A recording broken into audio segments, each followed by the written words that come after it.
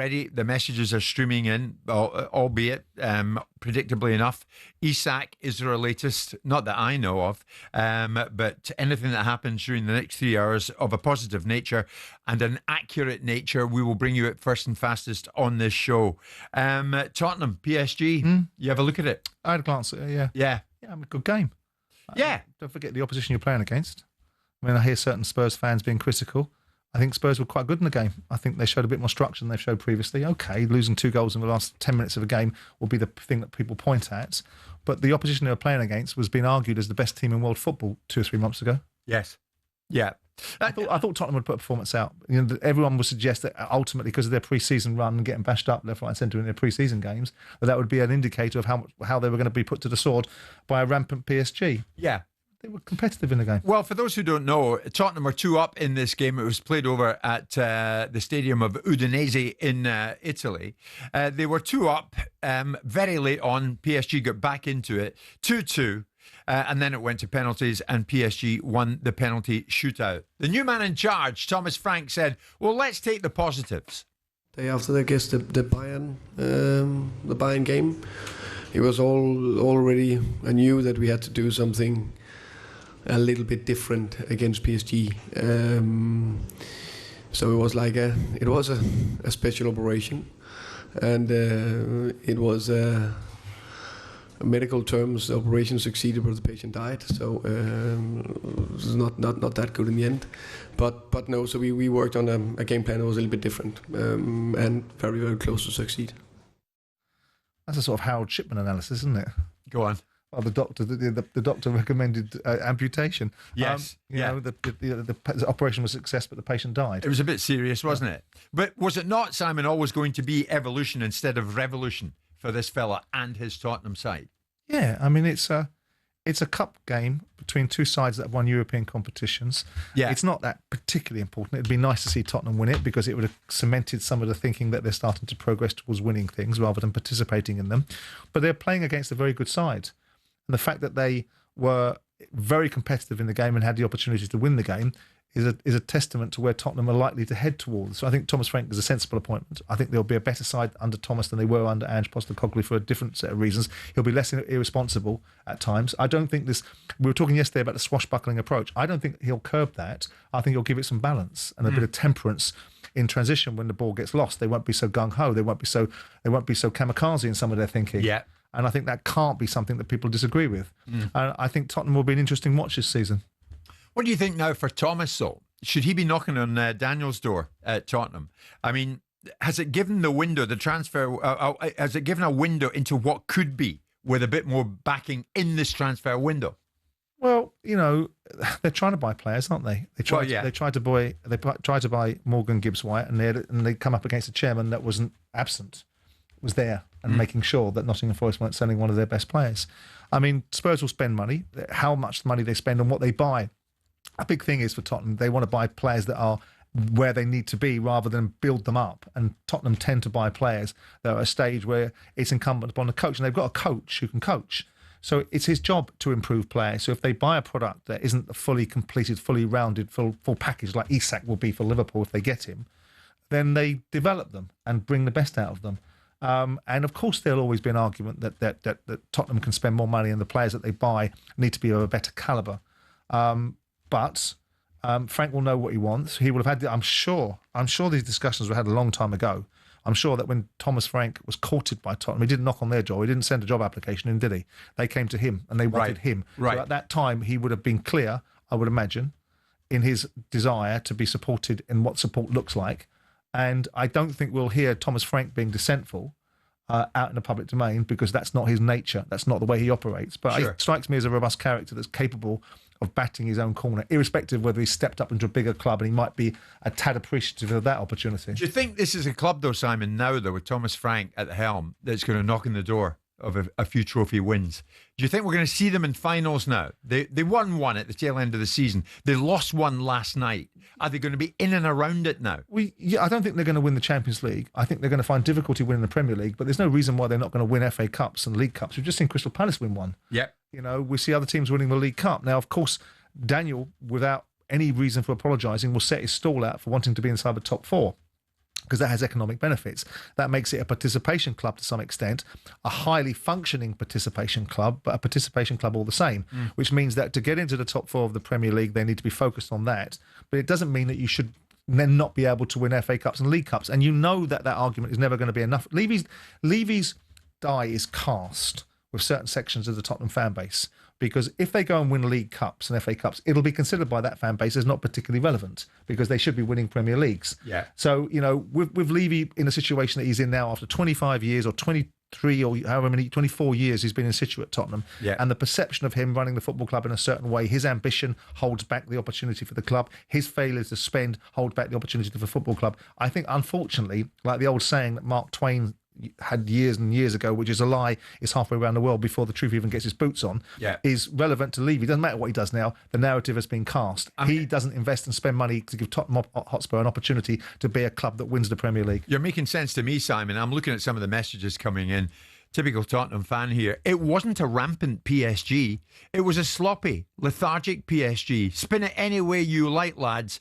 We lost and we didn't go down swinging. I mean, God, there is no. Yeah, I mean, Danny said that yesterday. Some of them. I mean, Danny and I were sort of talking in the break about what we expected, and we didn't get it on air because the subject changed, about what we expected with PSG.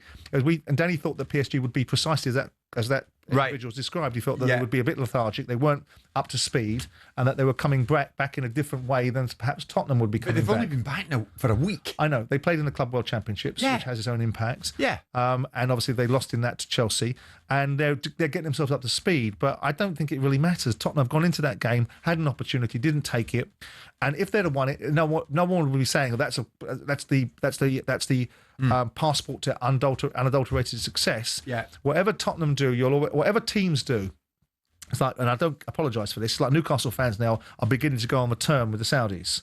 I mean, pack it in. I mean, 4 years ago, if you were told 4 years ago that you'd have a football club that's won a tournament now, that's competing in the Premier League at that very highest end, getting into the Champions League, is a great side to watch with a decent manager in situ, and you don't have Mike Ashley, you'd be delighted. Now, you've got all of that, and now people are saying, well, where are the Saudis? They're an absentee landlord. Now, I agree with certain principles of that ultimately they should be dealing with the Isak situation better than they are. But there's this constant necessity of whatever you get, you're never happy with. And Tottenham fans need to accept the fact that they've got an owner in place that's built a wonderful framework. You may need a new owner to have the real level of ambition that Daniel can't have, because he doesn't have the financial wherewithal to do it without someone else's money, with all due respect. And you might need a change of ownership. But right now, you've got a football club, albeit last year, that was languishing at the bottom. It's won a trophy, and I think you've got a decent manager, and you should have cause for optimism rather than the constant necessity for ever never-ending pessimism. Second guess this for me. When it comes to recruitment, Tottenham, we hear, remain interested in Manchester City winger Savinho. City wants 67 million. A bid of 42 million has already been rejected. Yeah. Do they get him in the end? And if they do, for what? Well, they horse trade, don't they? I mean, it's not difficult to see that someone goes high and someone else goes low. Yeah. And there's different valuations. The most important valuation that ultimately is the valuation of the selling club. Yeah. So Tottenham can put, well, I mean, it always makes me amuse when a buying club goes, well, we value him at that. Well, fantastic. He ain't yours to value. He's ours. And we'll sell him for what we want to. And if we don't sell him, then you can value him till the cows go home. So somewhere in the middle is where situations often land, unless one club is totally entrenched in a position, doesn't particularly want to deal with that football club, has got previous form with them and will not budge on a particular motivation. But £67 million seems like a lot of money for that player. I would imagine it's somewhere in the middle between 42 and 67, so somewhere in the mid-50s would probably get it done. As you speak, Simon, I see text messages coming into us here, one or two Tottenham fans saying, typical Levy lowballing at this stage in the proceedings. But that's how you do business. I mean, yeah, exactly. You don't go in first with the highest bid, do you? Yeah, I mean, this idea, I mean, there are exceptions, and I know they can prove the point and make, well, Jack Grealish was 100 million quid and they went and met the release clause, but that's because there's a release clause. They didn't have any choice. They had no choice. Villa wouldn't have released him because they had a release clause in his contract. So the idea that all of these people that make these observations have probably never done a deal in their lives. I'm not being pompous or pious because I might have done a few deals in my life. But if you've never done a deal in your life, someone knocks on your door and offers you half the price for your house, you wouldn't sell it for half the price, or you wouldn't buy one for twice the price that someone was asking. You see a valuation of a house, you walk up to the guy's door and say, I want to buy your house with a valuation 900 grand. No, we want 1.5 million. Oh, okay, I'll pay it then. You wouldn't do it. So why do you expect a seasoned, rounded, professional businessman to go, oh, I'll lose my mind then, and I'll just pay whatever you think. Whatever you think. let's have a little bingo game and see how many numbers you can pick out of your backside, and we'll pick the one that you like most.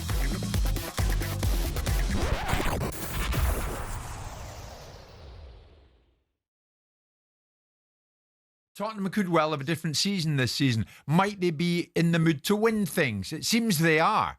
They got to the final of the Europa League and they won it. They got to the final of the Super Cup last night. They lost it, albeit, though, on penalty kicks. Is this a new Tottenham, a different Tottenham under Thomas Frank? And already, Tottenham fans, have you seen the positives already? Are there early signs that this could be different? That this could indeed be lift-off for you?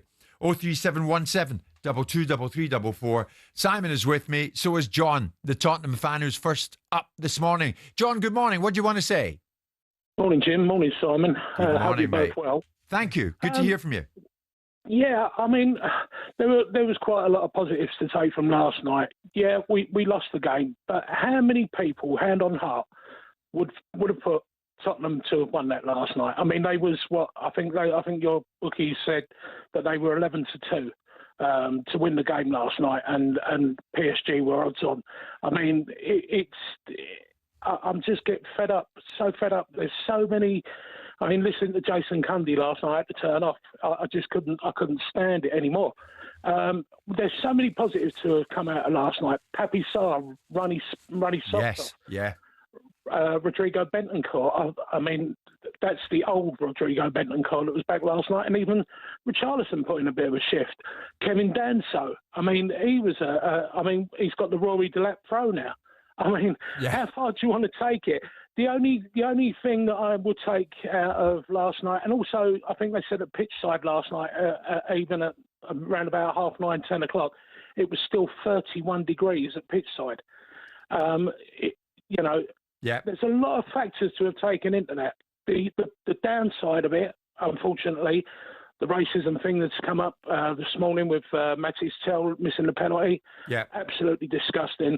But then Mickey Van de Ven, he missed his penalty, and everyone's chanting doing his song. Yeah.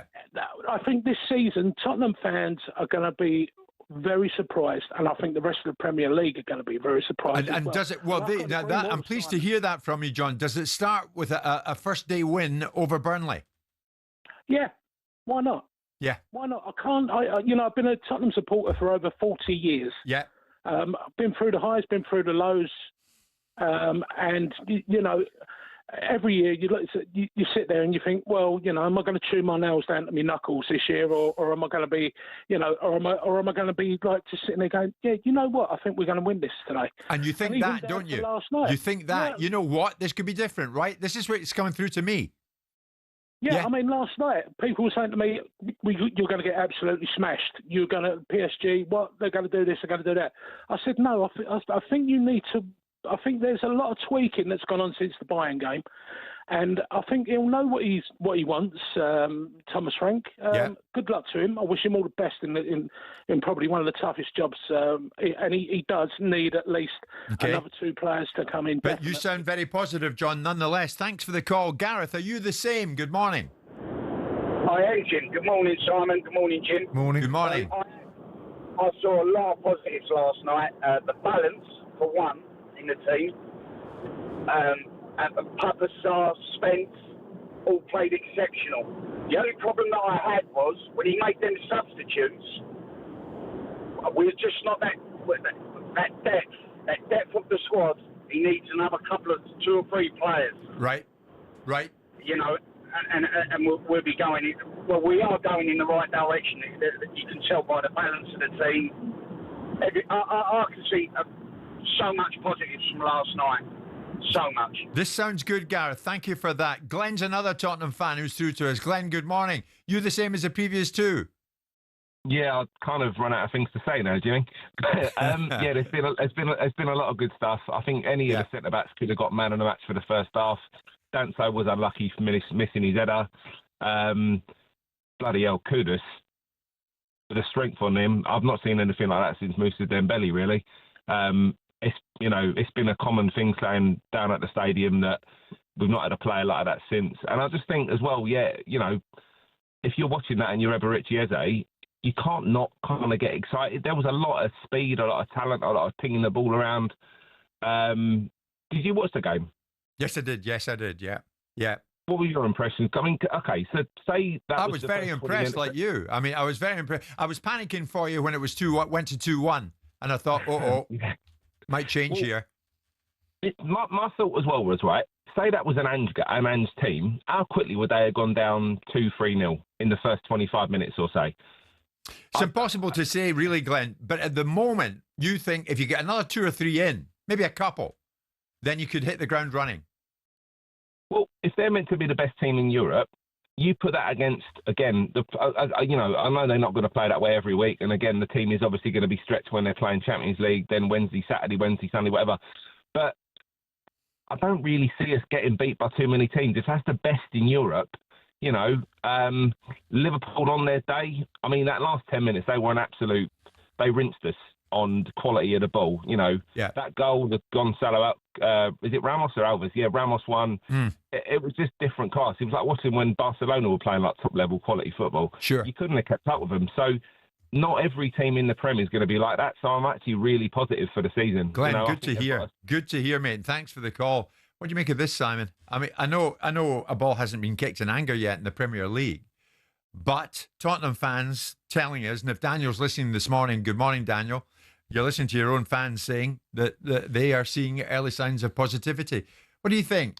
Well, they've got an interesting start to the season, Tottenham, haven't they? They've got a bunch of games, with the exception of Man City, that people are going to be expecting Tottenham to pick up quite significant points in. They open their season against Burnley at home. They play away to Man City, then they've got Bournemouth, West Ham, Brighton and Wolves, and then Leeds. And so Tottenham, will need to start the season in a way that gives them the momentum, that encourages fans to have a bit more of a forward-thinking motivation rather than we're not happy with this. I mean, all the calls we've had today, I mean, don't get me wrong, fans are perfectly entitled to have a dissenting voice. They're perfectly entitled to not get carried away with certain things or to be critical, because there's nothing wrong with criticism. There's everything wrong with destructive criticism that's not pragmatic or isn't actually steeped in any real thinking. It's just a bias towards either the owner or a particular player or manager at the time. Yeah. I think you can take something from that performance. I think they should have seen it out. Yeah, they got to a point where I don't think it's a fair analysis to say that if it had been an Ange team, they might have been 3-0 down, because you saw what Ange does against teams that are better. Or in Europe, we saw what he did. Well, Tottenham under Ange started very positively as well. They won they're unbeaten in 9 or 10. Sure, and then people are going back and looking at the teams that they played and went, actually, rather than saying we've got our Tottenham back, we need to look at it more realistically. Yeah. And in the same way that Ange set up teams in Europe, when he played Eintracht Frankfurt, he didn't play in a cavalier fashion, which enabled the opposition to be able to get themselves into a game, go 2 or 3 up in the first 25 minutes. He didn't do that. No, I was at superior that. opposition. Right. So there's no indication that he'd have done that in this particular game.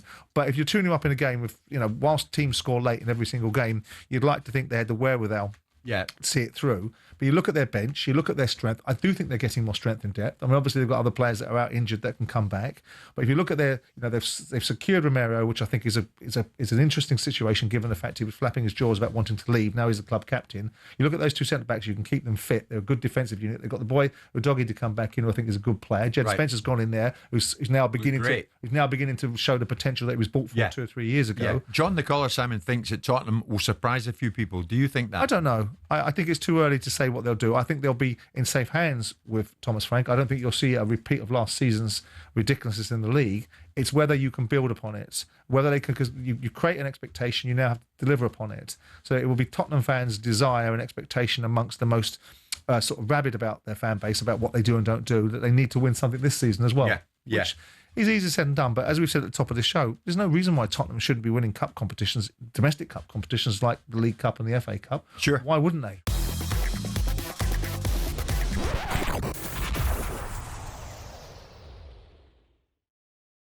Who are going to challenge Liverpool for the title this season? Will it be the Club World Cup winners, Chelsea? Many Chelsea fans think, I've got a feeling about this season. Todd Bowley certainly thought that when he spoke to me the other day on this very show. Might it be Arsenal? So recently, the second prize takers, but are Arsenal ready to lay claim to the title themselves this time around? Arsenal legend, certainly a legend, former captain Tony Adams was in front of a live audience in a Q&A over in Ireland just the other night for the Irish Independent. And it got very interesting because they got onto the subject on stage of the Arsenal captaincy And Tony made it clear it shouldn't be Odegaard, it should be Declan. He's got a really big call to make this year, and for me, he hasn't done it. And the call is to make Declan Rice the captain. So I think Declan is my kind of captain, and what it might do, it might free Odegaard up to play with a bit more freedom. As a manager, you have to put someone that reflects you, that reflects the football club, that you think you can actually take it to the next level. Does he reflect Arteta? Odegaard Does Declan Rice reflect Arteta? I think he's better than Arteta. I think he's a winner. You know, he's got standards, he's got principles. So going on and winning leagues, to win league titles, you have to be a Klopp, you have to be a Ferguson, you have to lead by example, you have to be a winner, you have to go about your business, and that reflects in your captain. And by making Odegaard a captain is a reflection of Odegaard and of Arteta, and I can really see that. And I'm seeing Declan Rice as a captain, but I'm saying to Arteta, come on, step up now. It's your time to be a winning manager and a fantastic manager, because you're not going to win the league with Odegaard as captain. No one should ever doubt Tony Adams' passion and sincerity. And he's saying it before a ball is kicked. Is Arteta going to pay any attention to it, Simon? Is he right? Should he shift the captaincy and give it to Declan? I think there's something to be said. Obviously, the disco dancing routine that Tony Adams did as a manager of Granada will give you the illustrations of the leadership qualities he exhibited as a manager. I think there's some resonance in what Tony says, because you do in life, whether you like it or not, you do associate with things that relate to you or replicate your thinking. And there is an element of Arteta's career which has a touch of mediocrity attached to it in terms of his performance levels at certain clubs, and also the fact he's never really made it as an international footballer. Now, with that in mind, you can see what Tony's digging at, which is that there is an element of that, and Odegaard, Madrid didn't fancy him, so they sold him to Arsenal. If Madrid fancied him, they'd have kept him, wouldn't they? And Arsenal got him when Madrid didn't want him. Madrid win things and Arsenal don't. So there's that sort of understanding of it. Now, whether Declan Rice is a good captain or not, whether he's demanded, whether we believe in this day and age, and Tony clearly does, that footballers and captains are still the same instrumental figures that they once were when he was a captain, when Roy Keane was a captain, when they did the job that managers that often would prefer the players did themselves, which is hold themselves to standards. And the captain does it for you. The captain is an extension of the manager. So things are left unsaid by the manager can be said by the captain. Right. Someone that demands. And he was making a case, because I actually listened to the interview that Tony was doing, and I thought a lot of the things he talked about were relevant in terms of if indeed Declan Rice, he of the sideways ball, is indeed going to be that captain that he projects him to be, which is someone that holds others to standards, holds others to a level of expectation, is prepared to go onto a field and make sure that people that come into the team, when they come into the team, understand the environment they're coming into. There is something to be said about that winning mentality. There is something to be said about that exacting set of standards. Declan Rice himself has won very little. So you could make the argument that he isn't a winner because he hasn't won anything. At what point does somebody become a winner? I think a person who's a winner, who's somebody who has very high standards and never drops them. And circumstances dictate that Declan Rice obviously won the European Conference League with West Ham, if you think that's something of significance. I will this season because Palace are in it, but atypically in the past I haven't. The fact is that Odegaard, to me, I don't think he's going to make him a better player.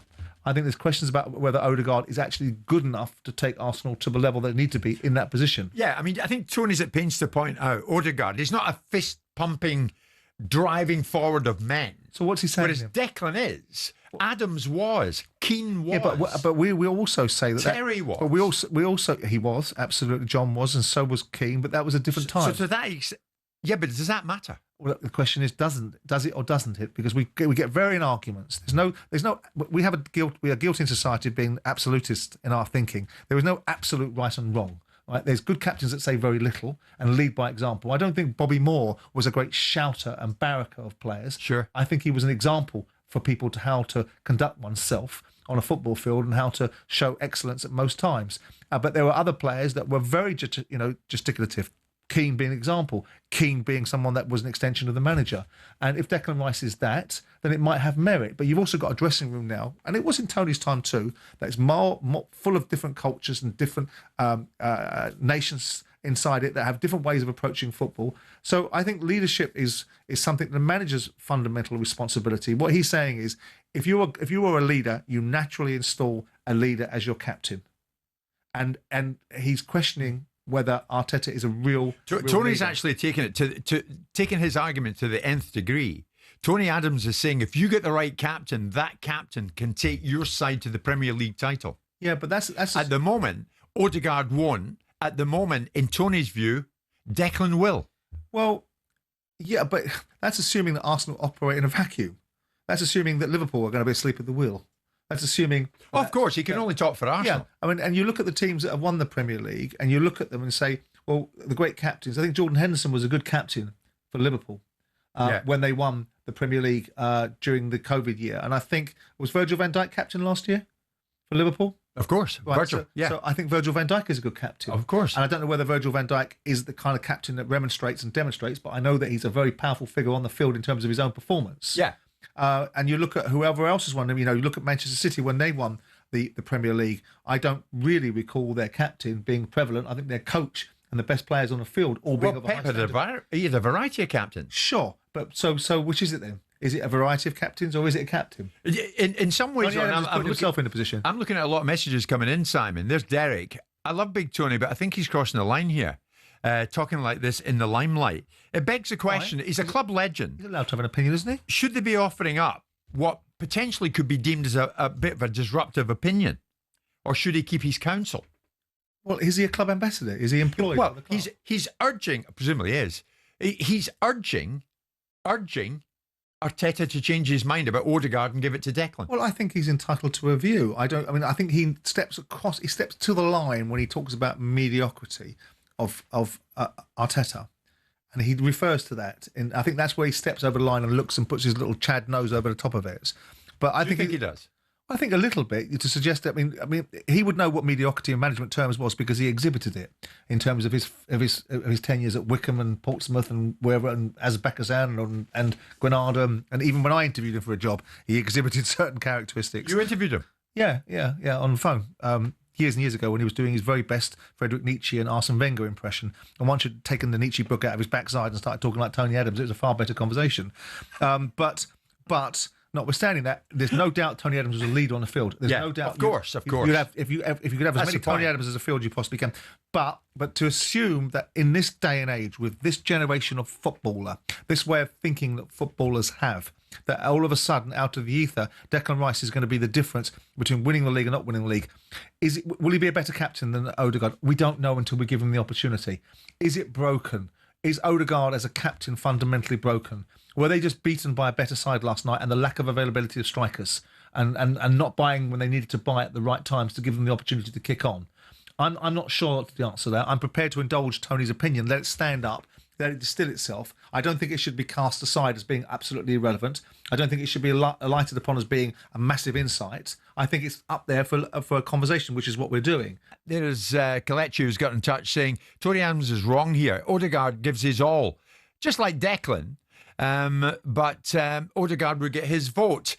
What's your take on it all? Is Adams right? And is it right to speak out so close to the start of this new season? Jay is a big Arsenal fan. Jay, good morning. What do you want to say on this? Morning, guys. Hope we're well. I'm thanks. very much torn due to the fact that he was my first ever club captain following Arsenal and kind of getting into supporting a football club while I was growing up and things like that. But I look at it and I think there's a couple of sides to this. Firstly, Odegaard can take that pressure and responsibility. And are we going to say Declan Rice will be as good a footballer if he has to deal with the pressure captain at the same time? All you got to do is look at, for example, Joe Root was not as good as batter as he is at the moment when he was leading England and having to do all the additional responsibilities. The thing that annoys me about Adams's comments is this is a man that was the football club captain but was one of the instigators and the ringleaders over the Tuesday Club, which was as infamous as it comes. So are we saying that that's what a football club captain is supposed to be in the modern day? I think Simon's point about it, saying that football has moved on, we're not in the Tuesday Club anymore. And if that's the sort of person that he thinks should be leading a football club, I think he is outspoken and mistaken on that point. I don't know what you guys think about that. Well, it's a good point. I think that's fair and unfair in equal measure. Yeah. I think the comparison with the cricket captain is probably slightly flawed because the cricket captain has far more responsibility on a field than a football captain has in terms of the different nuances and peculiarities of setting a field, dealing with bowlers, dealing with a whole raft of different things that are far more onerous than what a football captain has to do, which is probably just control the minds of a few players during the course of a game and hold a few of them to standards. The second thing is, at the time, and I understand your point of view, entirely the point that you're making, which I think is very relevant. But Tony Adams, the drinking Tony Adams, post the drinking Tony Adams, were two different animals. And then he became a Wenger disciple. So everyone makes mistakes in life. And the culture of English football at that time was beset with it. It was the culture of English football that people behaved in a certain way. The racing post was a staple diet. The golf shop or the golf course and a betting parlour was the next best place for footballers to be at. And there was a drinking culture, and Adams formed part of it. And after that, he changed his perspective, changed his outlook, changed his disposition, and became a completely different animal. So I think it's slightly unkind and unfair just to make it about Tony Adams at that time being the architect behind the Tuesday Club. Jay, do I detect you're somewhat split, though, on who it should be? No, I mean, I think our club captain for everyone in the team, and the other players respond best to. Right. We just heard that. I'm going to move on. Dave's a big Arsenal fan. Dave, good morning. Adams, right or wrong? Adams is 100% right. Go on, tell me why, Dave. Well, I don't think Odegaard has been the same player since he's been captain. The last couple of seasons, his goals, his assists have not been there. I think the captaincy weighs a lot on his mind. Do you go the whole way, Dave? With Adams, he says you get it right with Declan as captain, he could take you to the Premier League title. Do you agree? Yeah, 100%. Wow, Dave. So why is the assumption, just out of curiosity, and I know that Declan captained West Ham to the European Conference League, which is a whole different kettle of fish than the ambitions for Arsenal. Why would it weigh more on Odegaard's mind than it will well on Declan Rice's then? Why wouldn't the same logic apply to Declan Rice? Because I think they're two different characters and two different types of players. What's the indication for that? We see Declan Rice playing for England. At times, I think he's very pedestrian for England and doesn't do the same things as he does for his captain, for his club. Is that a case of Declan not being able to assert his personality in the international dressing room, or is it a case of he just does as he's told? Yeah, I don't think he's allowed to do that. I think he's told what to do. With the England setup, he's told to play in that position and do what he does. With Arsenal, he's got a lot more freedom. And you can tell on the pitch the way he is. He's a captain, simple as that. Yeah, you might be right. You might be right, but it might have a margin. I mean, there'll be people that turn around once upon a time and said that various. I used the cricket example a moment ago to defeat an argument, but cricket captains that were translated from being top players that people thought were going to be good captains, all of a sudden didn't turn into good captains. And what I don't want to do is Declan Rice be in the same conversation in a year's time where people are saying, actually, he lost 10% of his game by being a captain because he found the responsibility a little bit diminishing of his Maybe own that's performance. a risk you take.